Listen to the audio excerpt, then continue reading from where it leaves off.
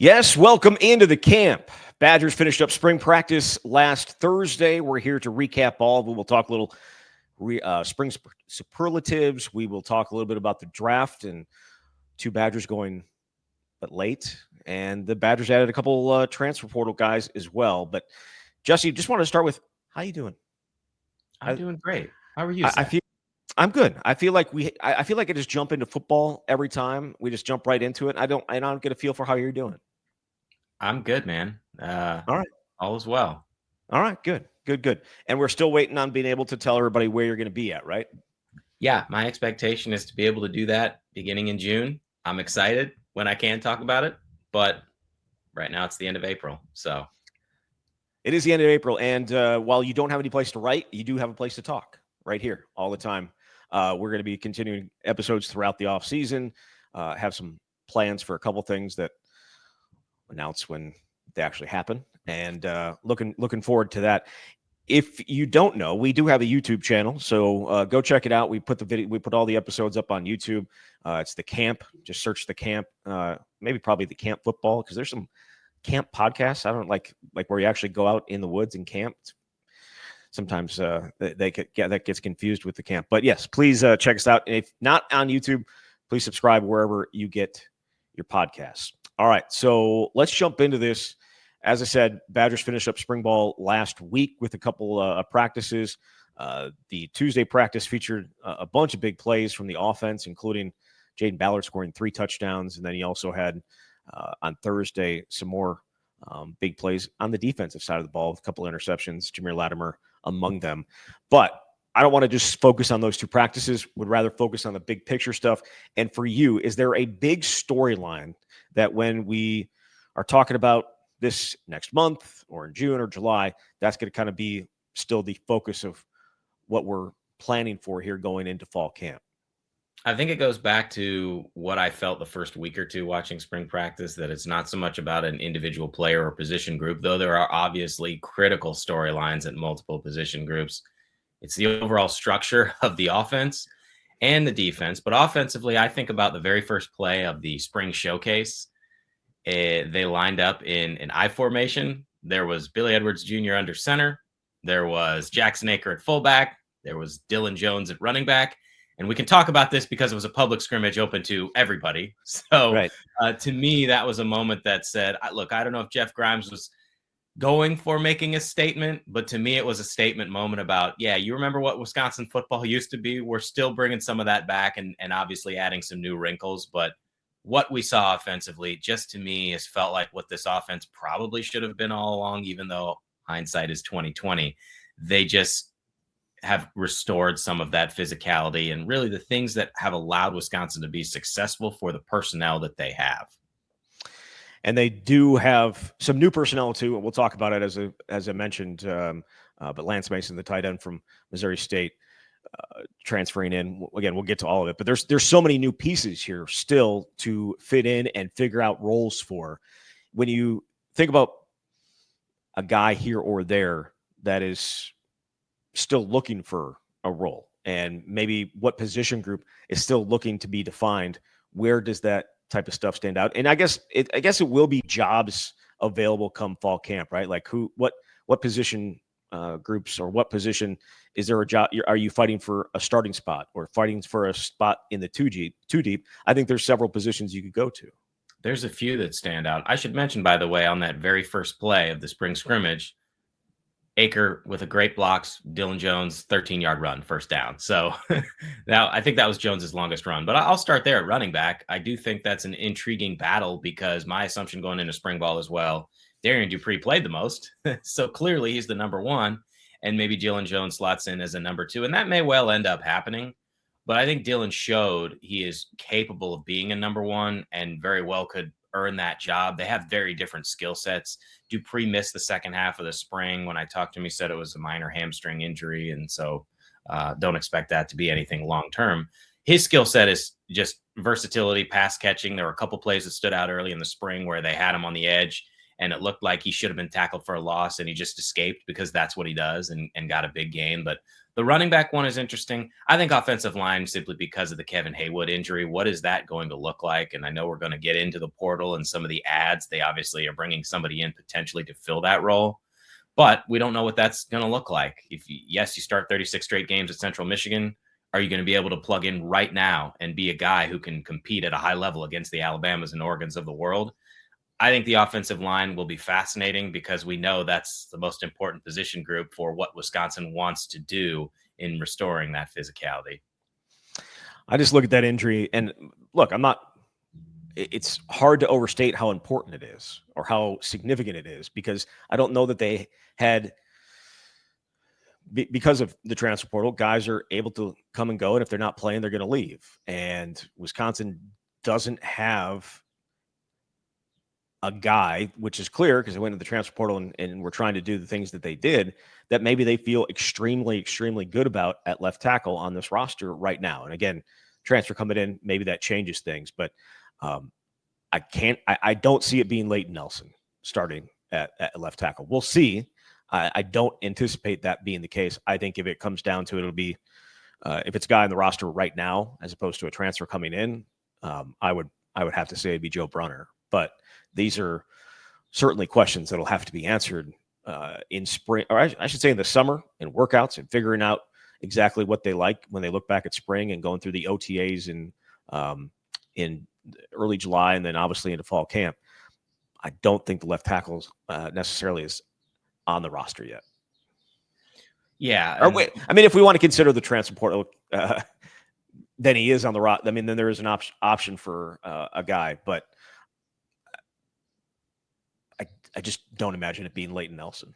Yeah. Well, they went and got Davis Heinsohn from Central Michigan, and he's an in-state native. And obviously you don't make that move unless you feel pretty good about what's possible for him. But we did see some wrinkles after Kevin Haywood's injury in terms of who they were putting there. And Joe Brunner, they put at left tackle. And because he's got that versatility, they've had Kerry Kadenko working at the guard spot. You can put Emerson Mandel. When JP Benchwell is healthy, you can do that as well. And so they flip some guys around. But that tackle spot we know is so important. That's the guy protecting the blind side for your quarterback. So hopefully for Wisconsin, this portal edition will help shore that up. But even the twos, I think there were some questions because you just don't have a lot of experience. Leighton Nelson transferred from Vanderbilt, played sparingly there, was hurt last year, so didn't play for the Badgers. And you've got a lot of young guys, including a couple that were not here in the spring because they're true freshmen who weren't in early enrollees. But that's asking an awful lot out of some of those guys. So there are definitely some questions along the offensive line, particularly after the Haywood injury. Yeah, and I know people have asked about Barrett Nelson. I don't believe he's going to be available to play this fall either. So, and he was the backup at right tackle. It's not like he's a guy that you would be able to. I mean, maybe you could work him at left tackle, maybe, but he's not going to be available either. So you're down a couple guys for the season already. It's not ideal. Certainly not ideal for them as they try and figure that spot out. On the other side of the ball, big picture question: what is it? Or Well, big? I shouldn't say. I even say big question. Big takeaway from the defensive side of the ball, and we'll get into the quarterbacks and all that good stuff in a little bit here in the show. But big picture, defensive wise, undeniably, it starts with the front because that's the thing that looks most different, and that's just not the defensive linemen, how they're using the edge players, how they're using the linebackers. Secondary is separate. I think you have to feel really good about the guys that they have there because of the experience and what you know and what Jameer Latimer was able to do in the slot. But up front, and we talked about this because this is Luke Fickell's biggest talking point defensively about how they needed to get bigger. And you look at the 5 transfers they brought in, and from a weight-wise perspective, Corey Walker at 297 pounds is the lightest guy, and they're putting him at the edge. So it was very evident to me, at least in the spring, they're bigger. It feels like they've got some nastiness. Charles Perkins is probably my favorite interior defensive lineman of the guys they've brought in. He made several plays. Walker's ability to set the edge will be huge. And the same can be said for Michael Garner. But that's the most noticeable thing. And really the different body types they're trying to use off the edge, which is something that outside linebackers coach Matt Mitchell touched on, since what they wanted to do last year is so much different from this year. And now they're utilizing the linebackers too. Like they have Aaron Witt playing off the ball. I think there's just much more versatility up front because the key here is, can you consistently stop the run and not wear down? I'm not saying they're going to be able to do it, but they're making the changes that they believe will put Wisconsin in better position to be more effective this season.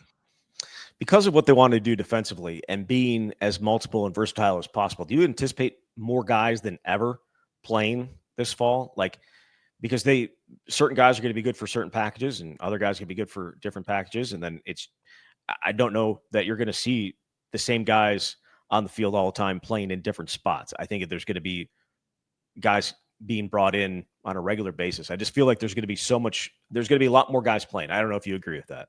That is absolutely my sense. And Luke has said before in previous seasons he wants to play 6 defensive linemen and be able to rotate, and that hasn't necessarily come to fruition because you didn't really trust your number 6 guys, so you were relying a whole lot more on some of those starters, and you had injuries, which is not great. You lose a James Thompson Jr., that's never going to be good for Wisconsin last year. But absolutely, they did this consistently throughout the spring. Think about the edge packages that they can use. I mentioned a Walker and a Garner, and those guys can slide inside a little bit, put their hand in the ground. But then you have completely different body cheeks with different body types with Sebastian Cheeks, with a Tyrese Fearbury. Both of those guys, I think, can be impact playmakers off the edge. They've got Daryl Peterson, who they obviously have been able to utilize in some different ways.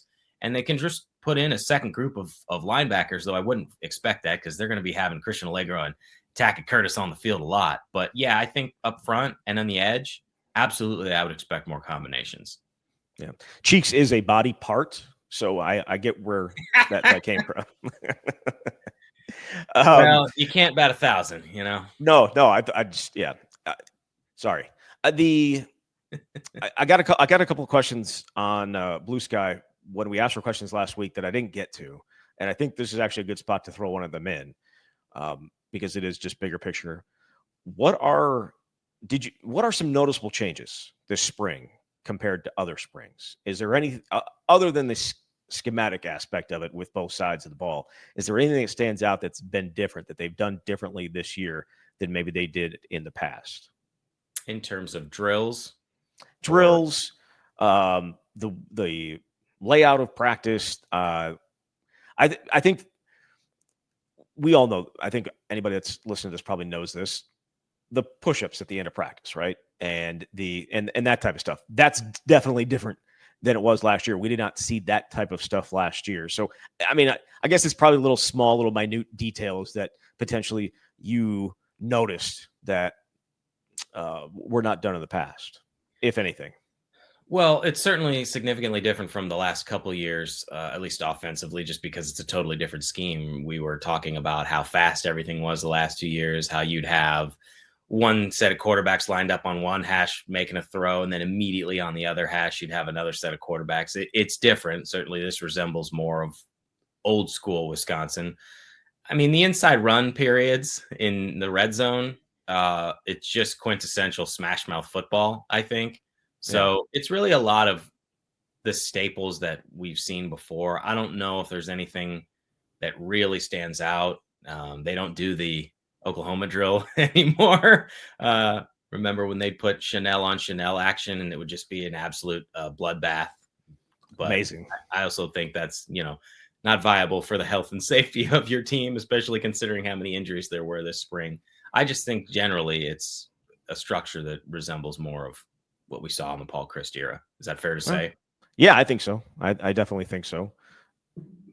I can't really think of anything other that stands out right now to me. Maybe I'll think of it later. But yeah, so just that big picture. Diving into this a little bit more. Spring superlatives. I'm just going to throw a couple questions at you. You give me what you want. The best transfer offensively.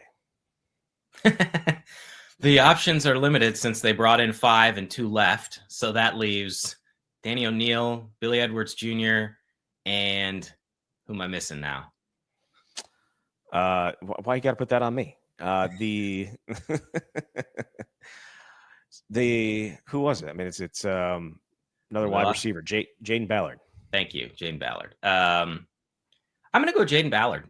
I was really impressed with him. I will not be surprised if he ends up being a starter opposite Vinny Anthony. And we didn't see a ton. This was kind of a talking point throughout the spring. We didn't see a ton of Vinny Anthony like throwing it to him, huge plays. And I think a lot of that was by design because they know what they have there and they have a lot of other guys that they're trying to figure out. But you mentioned at the outset, Ballard had 3 touchdown catches in that Tuesday practice. I think his speed and length really stands out. Now, one of the things he's working on, because we had a chance to talk to him in the wide receivers this week, is expanding that route tree. Can you be a guy who can come over the middle and catch tough passes? But in terms of ability to stretch the field, he really stood out. And that's not meant to knock a Billy Edwards and Jr. and Danny O'Neal. I think both of them had their moments. But with Ballard, it was like, well, okay, this guy had 11 catches in 4 years at Ohio State. What kind of player is he? And he can be a top line wide receiver for the Badgers. I think he can too. I'm again, we're wait and see here, but he has some impressive traits that I don't know. Some of the like Bryson Green, I thought was pretty good. He probably didn't get as many opportunities maybe as he should have, but he's not a guy that's going to burn you over the top very often. 50-50 balls, I think, yes. But I think Jaden Ballard has that ability. And I don't know that they had brought in another transfer that had that ability, right? Will Pauling could get on top of you, but out of the slot, it's a little bit different. Jaden Ballard, I think, is the first transfer wide receiver they brought in that has that type of ability to get over the top. CJ Williams was not it. Bryson Green was not it. Would you agree with that? Like, he's the first guy that they actually got the big, fast outside wide receiver that they would want. I know Phil Longo talked about it all the time. Yes, though, again, until we skills. See it. I'm talking about skill-wise. Yeah, I think so. And I should also say, it's not set in stone. Obviously, there's some transfer portal action that needs to be happening. We're seeing Wisconsin make offers to wide receivers because they need some people after they lost Mark Hamper and Quincy Burrows to the portal. I don't think you can go into the next season with 8 scholarship wide receivers. But Chris Brooks Jr., I would throw into that mix as well, is in a legitimate battle with Jaden Ballard for whatever that's going to look like. Rotation reps, starter reps, because Jordan Reed, the new wide receivers coach, said that Brooks, he called him the standard of that room. And it wasn't like, sometimes you can hear someone throwing out these so-called superlatives and you can roll your eyes, but like legitimately, that's what he believes Brooks has been and what he's capable of. And I think that's where Brooks really stands out. The dude is 222 pounds. How many times over the last 2 years did we get questions about whether they could move him to tight end? That physicality and ability to expand the route tree, make those tough catches, that's going to allow him to get a real shot there. I think those are your top 2 options right now, opposite Vinny Anthony, for what Wisconsin is looking at. And again, a lot can change when you get to fall camp and you potentially add some portal guys, but that's what it looks like right now.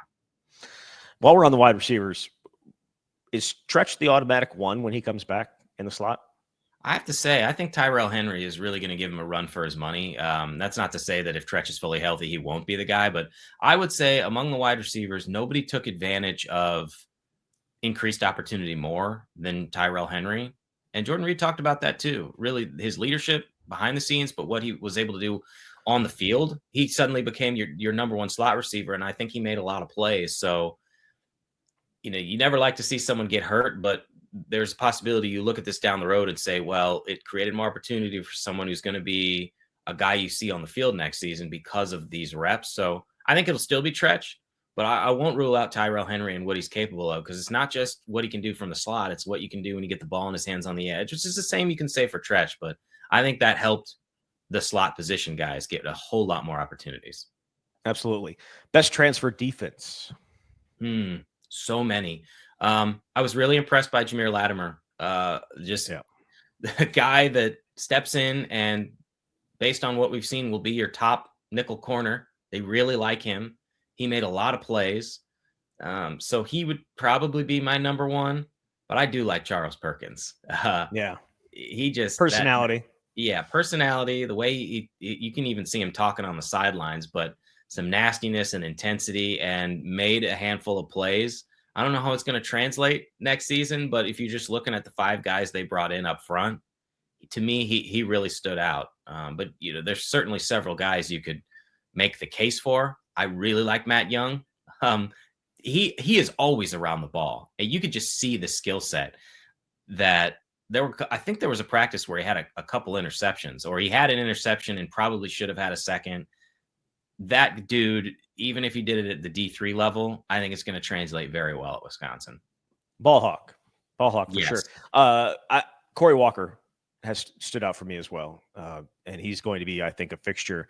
Both, and I know when I said there's going to be a bunch of different guys playing, I'm going to more guys going to play. I feel like he's the guy that has the versatility to play in a multiple of those packages that they're going to bring out, whether it's whatever it is. I think he's got that ability, and I think we'll end up seeing it. And he's also somehow 300 pounds, even though he doesn't look it, which is again a number of those guys like Michael Grunner.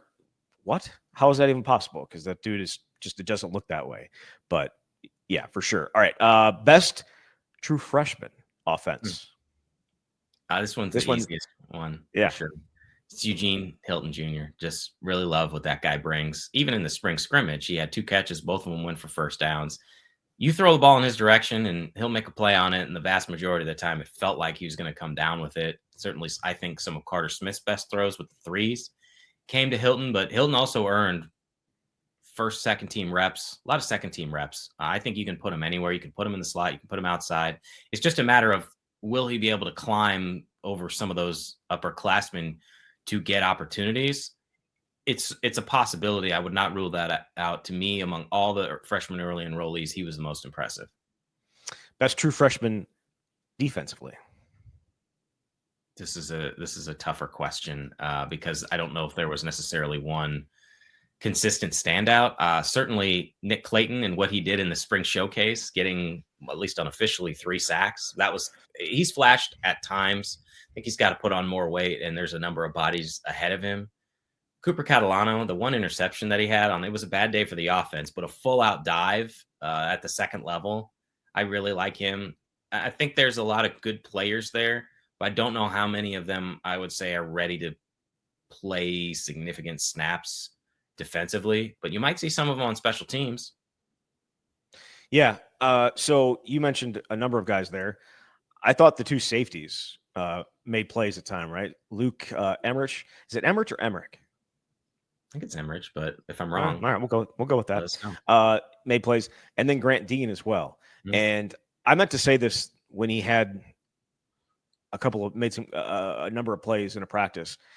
He reminds me, and this is it might just be my dumb brain, but he reminds me of Jeff Messenger.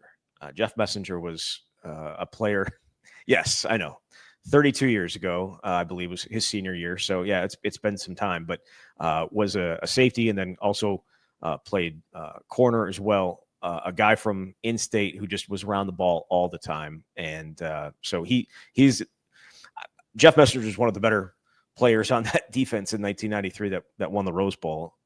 But I think he is a guy that I think Grant Dean's going to be a player maybe at some point. I don't know if he's going to be Jeff Messenger. He just reminds me of him a little bit. The way that he attacks the ball, the way he runs, it just reminds me of him a little bit. All right.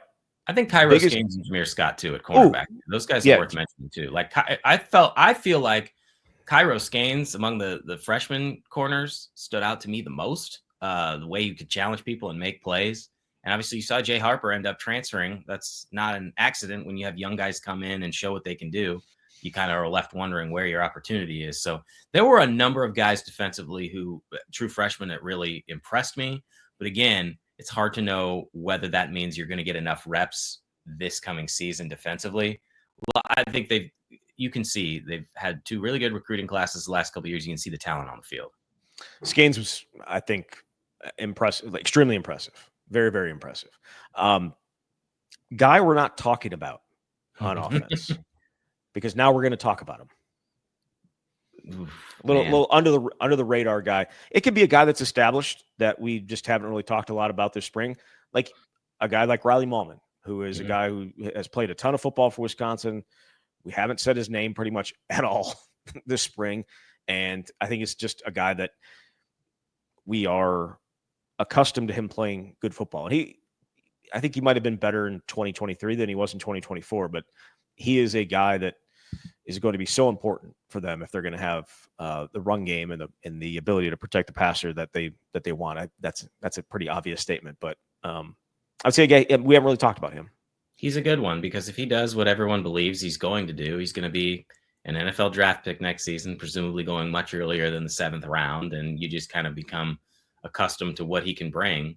But mean, you can't teach 6'7", 300+ pounds, and obviously a multi-year starter who's going to be an anchor on your offensive line, especially now that you're losing your other tackle. Yeah. Yeah, that's a good one. You could go down the list. I don't know. Does Cade Yakameli qualify because we've talked about him too much? I Like, mean, we're not, I mean, yeah, he qualifies. Go for it. I'm not going to tell you who you can and cannot talk about. well, I don't know what his role is still. I really don't. But when he Right. touches the ball, he keeps making plays, and obviously everyone's had consistent praise for his leadership. And Dylan Jones even said like he is the captain of our room. I think those young guys have a lot of they revere Cade and what he's been able to do, even if he hasn't played a lot. And he's going to be on all 4 special teams. So, I mean, if he gets a chance at running back, I think he's going to make some plays. I just don't know whether he gets that chance. Even Gideon Atuka, like I don't know that he has a Yes. role this season, but man, he is so much faster on the roster. Officially, I think he dropped 5 pounds, but you can see initially you come into spring, and you think, well, what is this guy's place? He's the 3rd guy out of 3, and that's still true. But I think he's much closer now than where he was when spring started. Yes, absolutely. On the defensive side of the ball, guy we haven't really talked about this year that you would like to mention, or this spring, I should say. That's I feel like we did not talk enough about Ricardo Hallman because Okay. we spent time talking about all these other dudes. He is built, man. Like physically, he looks different, and he was Extremely. the best corner. I know Nazir Forkarian had some good plays, but to me, Rico just looks ready to have a really good season. And maybe teams are just going to do what they did last year and be like, we know all about him. We don't want to throw at him. But when they do throw him, I think he's going to have a little more success. I think he had a really good spring. And we spent so much time talking about new guys in different spots. But Wisconsin's got to feel really good about what the kind of season he could have this year. Well, you know, it's funny because we talk about teams not throwing his way. When teams did throw his way last year, they had some success. Alabama had a lot of success. Thought Minnesota had success. So I don't think that, and maybe this will burn them, but I don't know that they view him the same way they did going into last year. And we'll see. I mean, he didn't have the year that he wanted. I don't think he did. Obviously, he wouldn't be here if he did. But I would expect that teams will challenge him this year after looking at the tape of last year when teams did. I think No? that's reasonable. Yeah. Is that But fair? I mean, like obviously you can't make him get taller, but he just physically seems so much different this season. Well, he's built. He's built. Mm-hmm. Yeah. Absolutely. So, I mean, not you could go down the line to all these different position groups. But yeah. A guy we haven't talked about, Aaron Witt. Mm-hmm. A guy, right?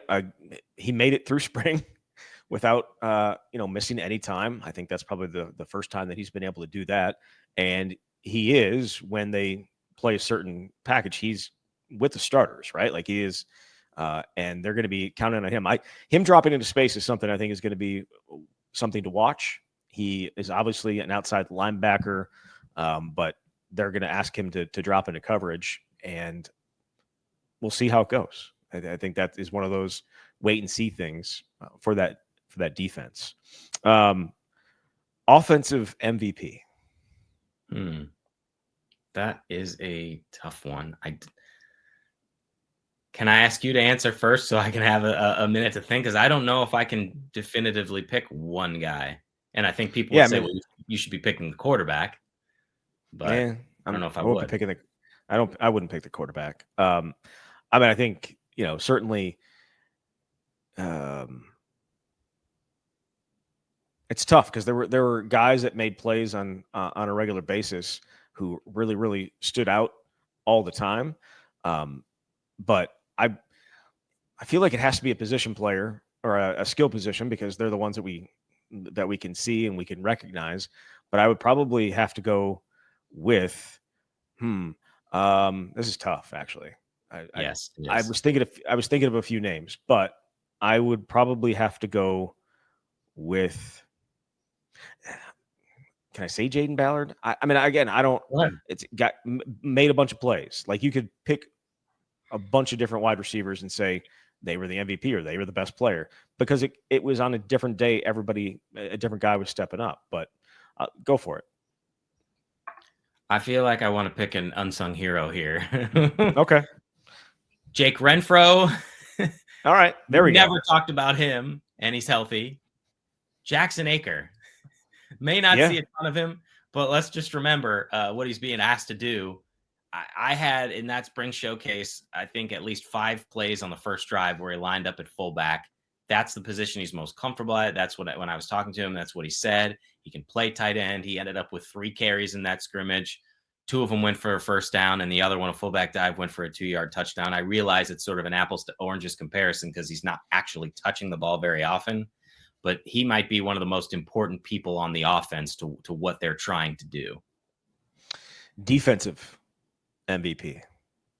Another tough one. It is, but there were certain guys that stood out on a regular basis. Jameer Latimer was certainly one of them that stood out. The play of Christian Allegro and running all over the place and making every single play. I thought you could. Quite honestly, I think you probably throw Corey Walker into that too. There's a bunch of different guys that made plays on a regular basis that I don't know that you would jump out and just hit you in the face. That had the best spring, and maybe this is a bad thing that we can't. I'm not trying to be negative about it, but maybe it's a bad thing that you can't point at one single guy and say he was their best player this spring. But if I had to choose defensively, I'd probably go with Christian Allegro. I'd argue the opposite. I think it's a good thing okay, that they've got guys at every level that can be a difference maker. I mean, Allegro, again, that guy's probably going to lead the team in tackles. Forkerine and Hallman both had really good moments. Yeah, they're rotating a lot of guys up front, but each of them had different moments. I think much like offense, it's tough to say one guy was consistently dominant. And here's the other thing about defense is if you're not live tackling all the time, you don't really know. You can't say, well, this guy had 12 tackles in this practice or something like that. But there were a lot of guys who made plays defensively, and that's at least got to be encouraging. Absolutely. All right. So anything else on spring that we want to hit? Quarterbacks, actually. We need to talk about the quarterbacks before we move on. I think we should. We're half hour into the show. So Billy Edwards Jr., the clear number 1, Danny O'Neill, the clear number 2, and then Carter Smith and Milos Spavic. When I think about, I did that okay, right? Spazovic. I give you credit for trying. Yeah. So we're at we have a radio show at Monk's every Thursday. Not me and you. You left me. But no, I'm kidding.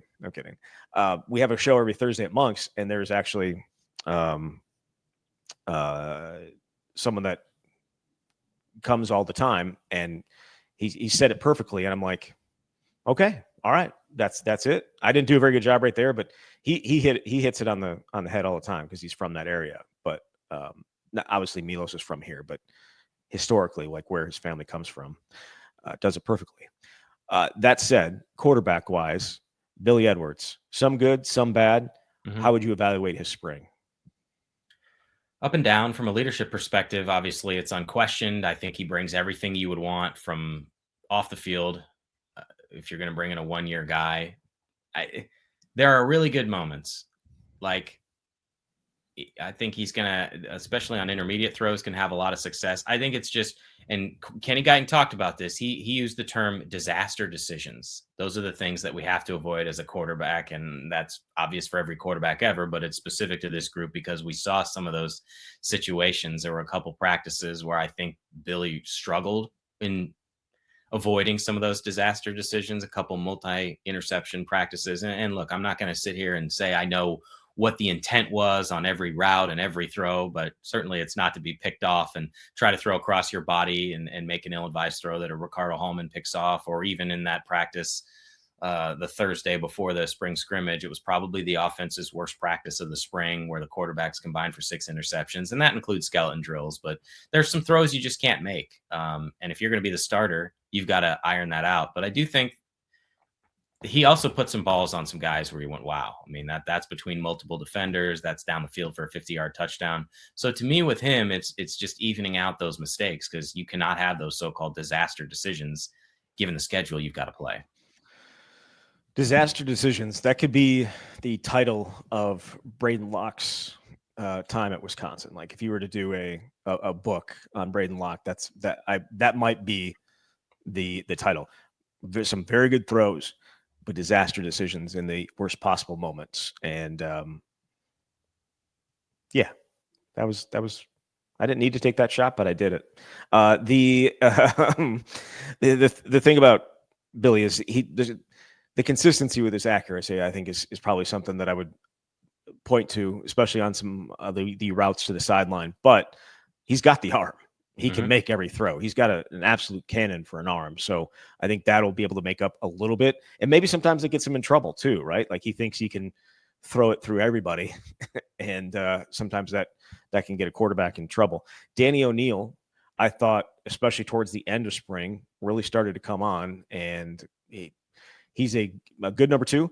I'm going to say this right now, and this is not a shot at Danny O'Neal. It's not a shot at anybody, but I cannot go another season of having to watch the backup quarterback. I can't do it. But if Danny O'Neal gets forced into it, I think he does give them some more options, especially athletically, than perhaps the backup quarterback the last couple of years.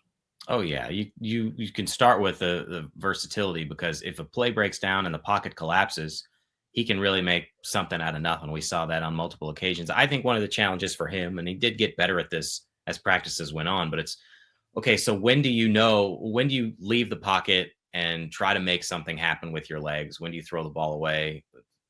Obviously, when you get into the games, you're going to get hit and you don't want to put yourself in a bad situation. So that's one thing that stands out. But I thought, I'm right with you, Zach. He improved significantly over the second half of the spring.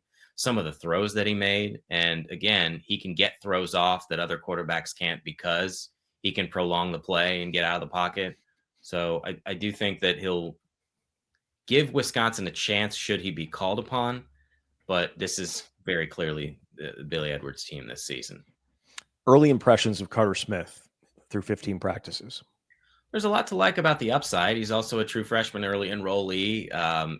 Every pass probably doesn't need to be a 98-mile-per-hour fastball, but he's got a lot of the same skill set in my mind that Danny O'Neal has in terms of escaping the pocket. To me, those were some of his best throws when you got him on the run, and some of them to Eugene Hilton Jr. stand out, a couple throws to the sideline.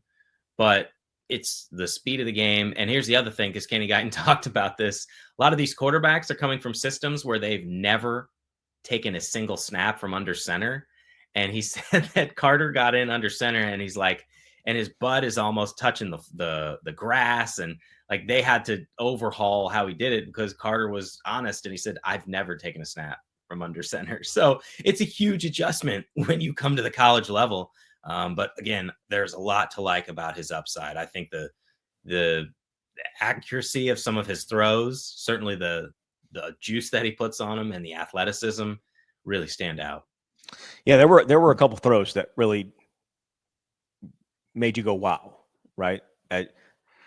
As with any quarterback, especially a young one, consistency, I can say it, is probably the most difficult thing, and just learning the offense. And as you said, learning how to take snaps from under center during and maybe it's just because we had a better view of it, but it felt during the spring showcase like how uncomfortable, you could tell how uncomfortable he was, right? So I'm sure that's something that he'll be working on throughout the rest of the spring here and into the summer, and then obviously into fall camp. Anything else spring wise that you wanted to hit on? Nathaniel Vakos just booming field goals, by the way, towards the end of the spring. They had their kick scrimmage on the last Saturday, and he crushed it. So, I know, I guess the bigger question is, will you make it from 30 to 49? But they've got two real good kickers in him and Gavin Lom. So shout out to the special teams. Just wanted to mention them for 10 seconds. All right. I like it. We'll get into more of that this fall, right? Maybe? Probably. We will. All right. Moving on. The NFL draft was this past weekend up in Green Bay. Put on for the city, for sure. Or I should say the city did a great job hosting that. Over 600,000 people came through there over 3 days. And I know a lot of it was the same people coming back day after day, but still a really good job by them. Wisconsin did not play. Obviously, the state of Wisconsin played a role in the draft and hosting the draft. The Wisconsin Badgers did not play a significant role, at least in terms of guys getting drafted.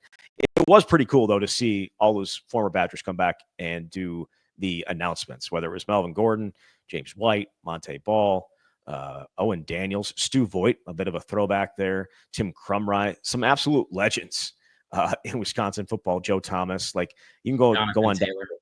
Jonathan Taylor. They took a picture. I think it was Ball, White, and Gordon took pictures together, and I had to post it because I just put the graphic of the Nebraska game up there where they all of them ran for 100 yards. Monte Ball and Melvin Gordon had over 200. James White had 4 touchdowns. What a backfield! What an absolute backfield! But then they took a full group picture. A lot of yards there too when you throw Jonathan Taylor in there. 3 of the top 8 all-time Big Ten rushing leaders in that picture with Jonathan Taylor, Monte Ball, and Melvin Gordon. And James White wasn't too bad either. He ran for over 4,000 yards in his career at Wisconsin. I think that placed him 22nd, but just an absolute embarrassment of riches when you think about what Wisconsin has done at running back in the running back position. And you always thought it was going to be that way. And sometimes what's the saying? I wish I knew that. What is it? I wish I knew that was the good old days when you were in it. Yeah. Either way. But the draft itself, Wisconsin had 2 guys taken. Jack Nelson went to to Atlanta with pick 20, the 218th selection. And then 14 picks later, it was Hunter Wohler's chance. And he's going to Indy to join Tanner Bortolini and Jonathan Taylor. That is the longest it's gone for a Wisconsin guy to get picked since 1990. That draft, a guy got picked in the 10th round. They've had a guy taken every year since 1979. It's an extensive list, but you can imagine that when I posted that on X, there were some arguments about who's at fault for that. And I know we should be focusing on how great it is for Jack Nelson to get drafted, how great it is for Hunter Wohler to get drafted, and all the guys that ended up as undrafted free agents finding homes as well. But when you look at that, who is that a bigger indictment of, if anybody? Is it Paul Chryst? Is it Luke Fickell? Because 4 Chryst guys did get drafted, if we want to be fair about it, right? With Chimere Dike coming off the board in the 4th round, first pick of the 4th round, and then Graham Mertz being picked 197, I think it was, going to the Texans. So 4 guys that he did recruit did end up getting drafted, but where would you place some of the blame here, if any? I'm not going to put it on Paul. He hasn't been here for 2.5 years. I understand you can say, well, look where Wisconsin was at the end. And I've heard the argument made that the cupboard was bare in terms of talent. I don't agree with that. There were still talented players. But I mean, it's a reflection of where this program is. They're not a winning program. And when you make that statement about it hasn't happened since 1990, that's really the last time you could say Wisconsin was not a winning program. Obviously, there have been some down years. 2001 was not a good year under Barry Alvarez. It was the last year before this previous one where the Badgers didn't make a bowl game and finished with a losing record. When you don't have that quality talent, it's reflected in a record and in the NFL draft picks. But it's hard for me to put it on like Paul at this point. So how much do you put on Luke Fickell? I mean, he's trying to turn over a roster and they're trying to bring in transfers and hope that it works, and they're implementing a new system. I don't know, like the pie chart on where the blame lies. What I do know is that you better have a whole heck of a lot more talent than what you've had to put guys in the NFL, but to be successful at the college level. I think people that would argue that it is more on Chryst than it is on Fickell's recruits, none of them were eligible to be drafted this year. Right?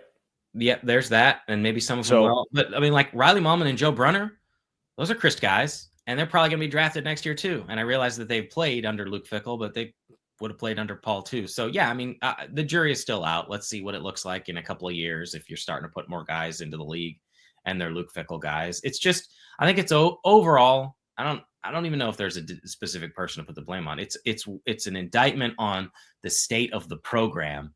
and where you're at as you're trying to make this transition and you're trying to adjust to whatever college football is becoming with transfer portal, and because they're also losing talented portal players in this turnover. You mentioned Chimere DK, Graham Mertz, both NFL draft picks, Trey Wettig. I mean, guys, Nolan Rucci, guys who are playing high level football. So you need more talent, and you have to figure out how it comes together.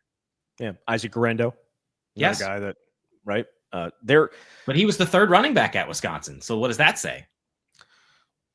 bad evaluation of who should have been the third running back. But the thing with Isaac, it wasn't necessarily about talent with him. It was about him staying on the field. He struggled to stay healthy throughout. When Paul Chryst was here, he struggled to stay healthy throughout an entire year. And he just so happened when he went to Louisville to stay healthy, and he tore it up. And I think if he had stayed healthy at Wisconsin, he would have torn up here too. But like, would you have played him over Braylon Allen a lot? I don't think so. Again, 2023 was a slog. They struggled to run the ball. It was tough. It was tough. But I don't know that it would have been any better if Isaac Garendo was there. Certainly with the injury wise to Braylon, and you lose Ches, then it would have been Isaac's time. But if you think about it, would he have jumped them at any point during that year if both of them had stayed healthy? I don't know if he would have or not, even though what we saw in little spurts of how electric he is as a runner with that speed, I think a lot of people perhaps would have been calling for it. But yes, that someone tweeted at me or replied to that tweet by saying, well, a lot of guys have transferred out. And so that's accurate, right? A lot of guys have transferred in too, and none of them have gotten drafted. So, right? I mean, there's the only guys that have gotten drafted so far for Luke have been guys that were here when he got here. Because last year it was Tanner Bortolini and Braylon Allen and who was the other one? I got it here last year. Oh, excuse me. No, it was just those two. Yeah, just those two that got drafted. And the four guys getting drafted over 2 years, I believe, is the fewest since the 2015-2016 draft. But at least in those drafts, Melvin Gordon went in the first round, Rob Havenstein went in the second, and then 2016, Joe Schobert and Derek Watt both got taken. So there was at least some high-level talent based on where they got picked. One thing that, as you were talking, I thought of that I think is worth mentioning about Paul Chryst and his staff, and one thing they were able to do that deserves a lot of credit is how they identified talent and fit them to what they should be as a college player. Because think about the guys who we're talking about. Like, maybe it's obvious now, Braylon Allen drafted by the Jets as a running back, even if he's not on the Mount Rushmore of running backs at Wisconsin. That's the greatest Mount Rushmore probably any college program is going to have. But linebacker, safety, that's initially how he was being evaluated. And yes, he put in to potentially be a running back, but they had to make that decision. Isaac Garendo came here as a wide receiver. He started out very early in his career as a wide receiver. The TJ Watts of the world who came as a tight end and they moved to outside linebacker. I think this staff or the previous staff deserves a lot of credit for what they were able to do in molding players and putting them in the right spots to be successful long term. So maybe that's a conversation for another show, but I'm having it now. Why do you think Graham Mertz and Chimere DK were so successful elsewhere than they were here?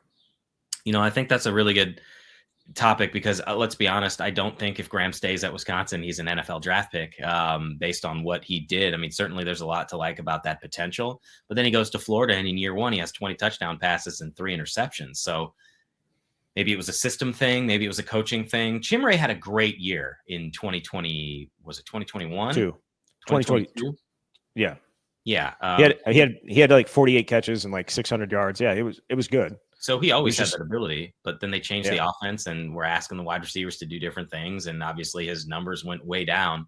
So I don't know. He would have been an interesting case study for if he'd stayed at Wisconsin and played in a similar type of offense. I mean, obviously he had NFL talent. I think, I don't know, man. The Graham Mertz one is always going to be a bit of a mystery of sorts because the talent was always there. Was he utilized the right way? But, I don't know. He did have 19 touchdowns, 10 picks in his final year at Wisconsin. He made strides. It just wasn't at the level that he got to the next year at Florida and what anybody wanted. Hi, dog. Hank's making an appearance here on the YouTube. He got There's excited at the mere mention of Graham Mertz. He did. He's like, "Ooh, Graham, I like that." I'm always a big fan.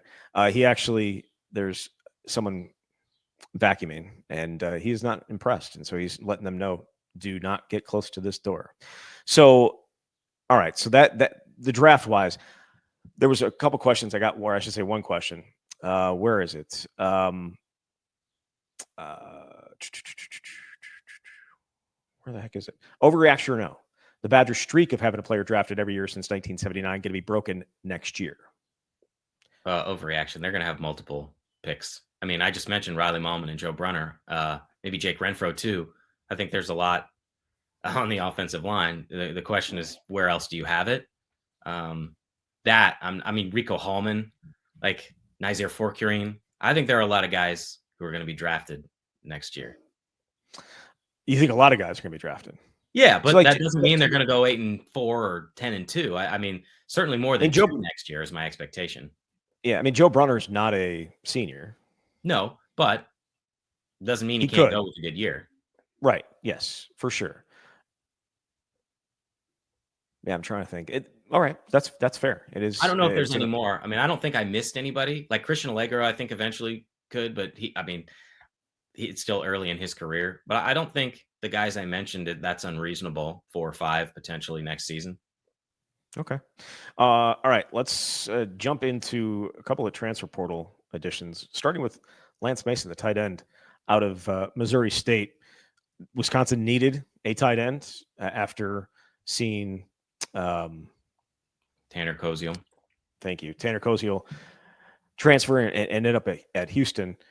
What do you think Wisconsin is getting in Lance Mason? And does he just automatically slot in there next to Tucker Ashcraft as with those as the top two? Well, you're going to have to earn it, but I have to imagine so. You don't go to the portal with this type of need and not get someone that unless you think you're plugging him in. He had 30-plus catches a year ago. He had 6 touchdown catches.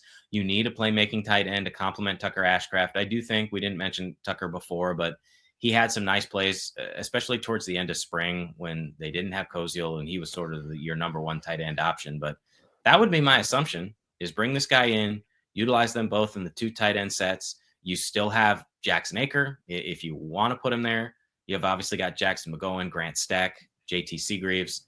So you've got some options there, but in terms of playmaking tight ends, I put this guy at number 1. Davis Heinzen, the offensive lineman. We kind of talked about him before when we were talking about the position change. Excuse me, the left tackle spot. But he comes over from Central Michigan. He was originally from Manitowoc, so he's a guy that's coming home. Overreaction or not, Davis Heinzen is your starting left tackle in the season opener.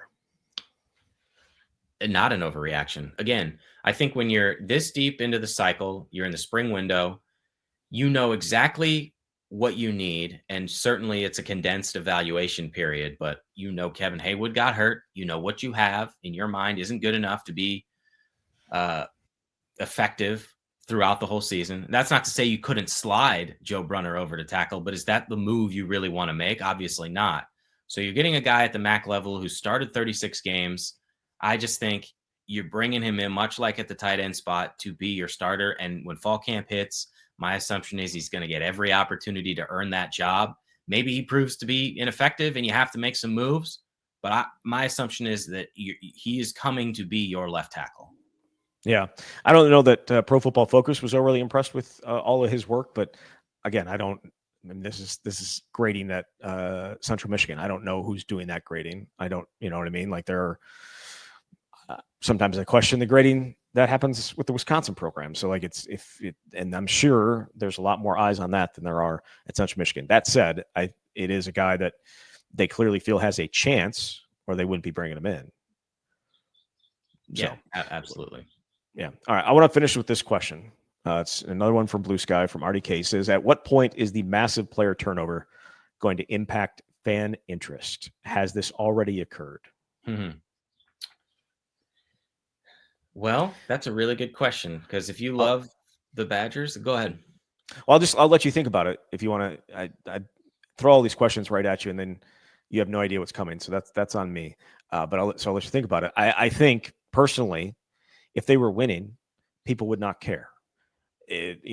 But when you're not winning and you're seeing so many different faces every single, it feels like camp, whether it's spring or fall, and then you come into the season and there's just so many new names. It was, and I mentioned this on the last show, how many guys did not have their names on the back of their jerseys in that spring showcase?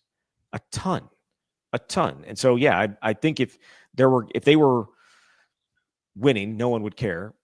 But when they're not winning and you have all these new guys and you have nobody that you can grab onto and love from when they're a freshman until they're seniors, I think that's a little bit more difficult for fans, especially the ones that are perhaps not diehard fans.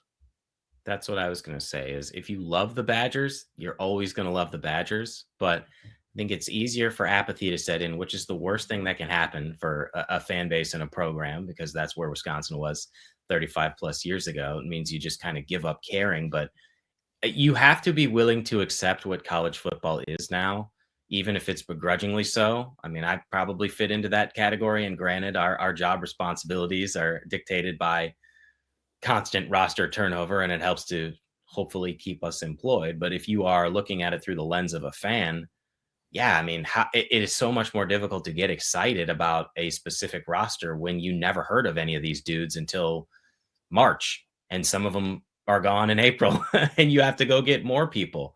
So you have to accept that it's going to be less likely that someone's going to come. You're going to root for him as a junior or senior in high school, and he's still going to be there as a junior or senior in college. That doesn't mean it's not going to happen. There are several examples. Look at the two guys who just got drafted by the Badgers, and Hunter Wohler and Jack Nelson. They're still out there. They still exist. They will exist. It's just going to be in smaller numbers, and the transfer portal is just here to stay. And you have to be willing to accept that there are going to be people that you don't know anything about. But again, you're right, Zach. As long as you're winning, then that alleviates some of the potential apathy. Right. I think there are still people that are always going to be passionate no matter who's on the team, because and obviously they don't have their names on the front of it's Wisconsin on the front of the jersey, but it's always going to be that for some people.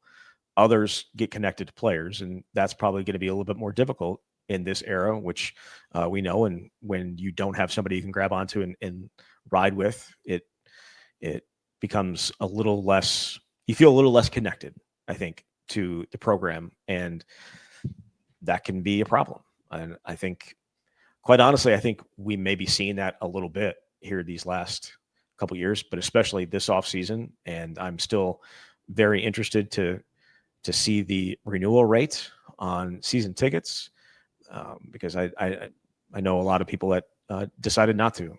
And, Wisconsin, so much money is made. Like, tickets are important, but so much more money is made in other ways that I don't know if it's going to hurt their bottom line, but it's at least indicative of how people feel about things going on right now.